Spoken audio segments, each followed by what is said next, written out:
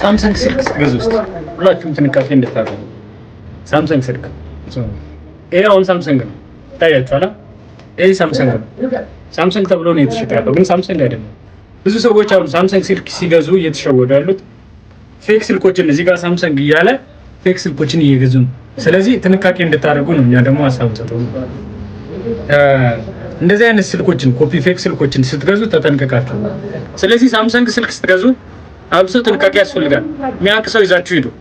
ስለ ስልክ የሚያውቅ ሰው በስነ ስርዓት ስለ ስልክ የሚያውቅ ሰው ይዛችሁ ሂዱ። ያን ነው የምመክራችሁ። በተጨማሪ ደግሞ ስለዚህ ስልክ ላሳያችሁ። ይሄን ስልክ ተመልከቱ። ፈትቼ ላሳያችሁ ዛሬ እስኪ። አሁን ይሄን ስልክ እያሉ ነው እየሸጡ ያሉት። በዚህ ነው ሰው እየተሸወደ ያለው። ስለዚህ ጥንቃቄ እንድታረጉ። ስልክ ስትገዙ ሁላችሁም አሁን ጥንቃቄ ማድረግ አለባችሁ። የሚያውቅ ሰው ይዛችሁ ሂዱና ስለ ስልክ የሚያውቅ ሰው በስነ ስርዓት ስለ ስልክ የሚያውቅ ሰው ይዛችሁ ሂዱና የምትፈልጉትን ስልክ መግዛት ትችላላችሁ። ምን ይባላል? ይሄን ተመልከቱት።